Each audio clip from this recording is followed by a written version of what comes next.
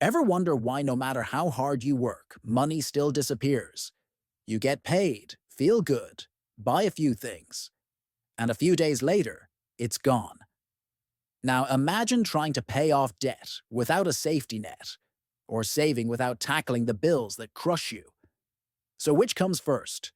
An emergency fund or paying off debt? Welcome to Budget Buddy Bo, where money gets simple and fun. Subscribe, join the pack.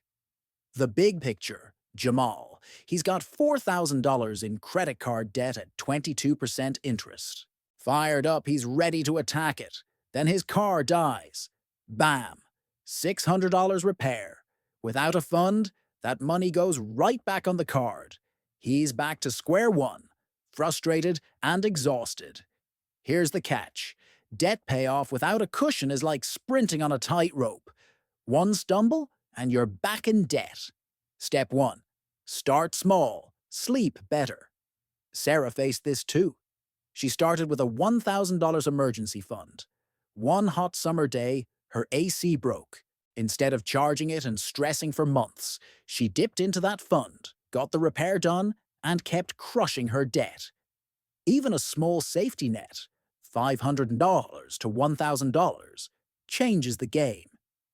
It turns life's curveballs into minor inconveniences instead of full-blown crises.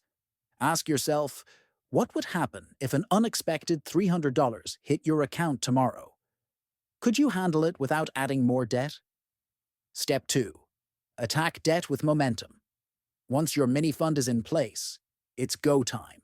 That's when the Snowball or Avalanche strategy becomes your best friend. Jamal shifted all extra cash toward his high-interest card. Every payment was a little victory, and even though it felt slow at first, each week the balance dropped, and the weight on his shoulders got lighter. Remember, high-interest debt isn't just numbers on a screen. It's money quietly draining your future freedom. Paying it down after a starter fund gives you confidence and reduces the risk of setbacks. Step 3. Grow the cushion. After the first debts are gone, circle back. Expand that emergency fund toward 3 to 6 months of expenses. David followed this path. After clearing his car loan, he built his fund to cover 4 months. Suddenly, he could change jobs, travel for opportunities, or just relax on a Friday without checking his bank balance in panic.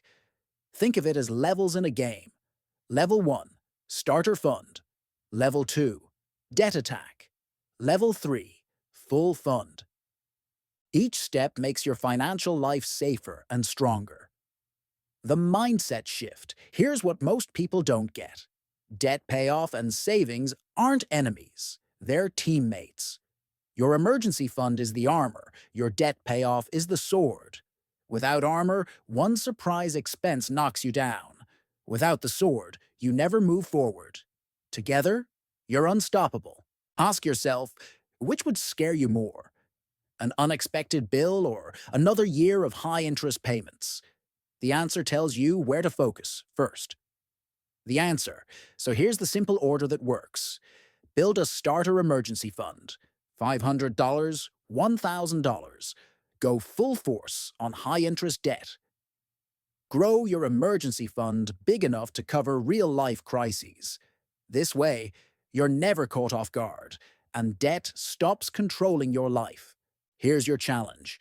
If you don't have a starter emergency fund yet, open a separate account and put $500 in it. Even small steps change everything. If this video helped you see how to balance saving and debt so you finally feel in control, hit subscribe and join the Budget Buddy Pack. And don't stop here. Check out my next video, 7 Habits That Build Wealth. Once your debt is handled and your emergency fund is solid, those habits turn stability into real financial freedom.